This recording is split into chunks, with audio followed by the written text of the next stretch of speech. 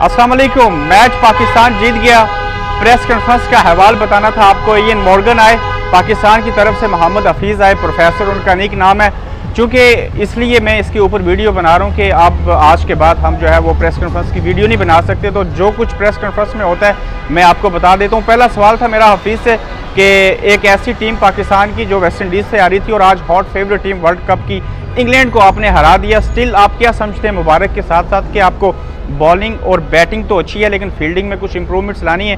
तो हफीज़ ने कहा कि बिल्कुल हमें also fielding and plus bowling के ऊपर मज़ीद तवज्जो देने की ज़रूरत है। एक सहाफ़ी ने उनसे सवाल किया कि आपका ड्रेसिंग रूम में वेस्ट इंडीज़ से मैच हारने के बाद क्या सिचुएशन थी और जो 2-3 दिन का गैप था आप लोगों ने, प्लेयर्स ने आपस में एक दूसरे को कैसे प्रिपेयर किया? तो हफीज़ ने बड़े ज़बरदस्त जुमले बोले। हफीज़ का कहना था कि हमने माजी के अच्छे रिकॉर्ड एक दूसरे को याद करवाए कि हम कितना अच्छा खेल सकते हैं। हमने चैंपियन ट्रॉफी जीती है, हर एक ने एक दूसरे के पास जाके उसका कॉन्फिडेंस बिल्ड करने के लिए उसको तसल्लियाँ दी और आज वो मूड बना के आए थे कि इसी ग्राउंड के ऊपर जो हमने 105 रन किया है, हर बॉलर, हर बैट्समैन, हर फील्डर, हर खिलाड़ी जो है वो अपनी एफर्ट दिखाएगा, अच्छे से काम करेगा और जान मार के आज बैटिंग, बॉलिंग और फील्डिंग करनी है। वही हुआ कि पाकिस्तानी प्लेयर्स ने बहुत अच्छी कारकर्दगी दिखाई और उनका टारगेट था, माइंडसेट था कि हमने 340 करना है और 340 से ऊपर 8 रन उन्होंने जो किए वो एक तरह से उनके माइंडसेट से, उनके टारगेट से एक्स्ट्रा हो गए।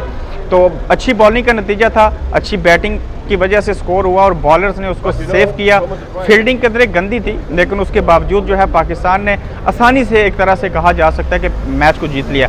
मॉर्गन से जब मैंने ही सवाल किया कि आपको अब क्या लगता है कि आप हॉट फेवरेट टीम थे और पाकिस्तान से आप हारे, आपने ODI 4 पाकिस्तान से जीते थे, T20 भी जीता था, तो क्या लगता है कि मुस्तकबिल में पाकिस्तान टीम भी हॉट फेवरेट टीम हो सकती है आगे चल के?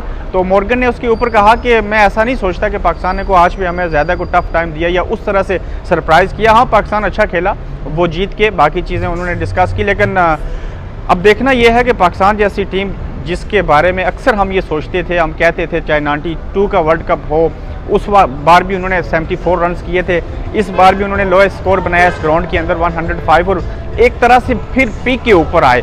इस तरह से आए कि उन्होंने बिछाड़ के रख दिया इंग्लैंड बल्लेबाजों को और बड़ा टारगेट सेट करके उसको सेव भी किया, जीत के एक ऐसा आगाज़ किया कि आगे उनका मैच जो होने जा रहा है वो श्रीलंका के अगेंस्ट है, उसके बाद वो ऑस्ट्रेलिया के अगेंस्ट खेलेंगे, फिर इंडिया के अगेंस्ट खेलेंगे, New Zealand, then South Africa, Afghanistan और उसके बाद बांग्लादेश।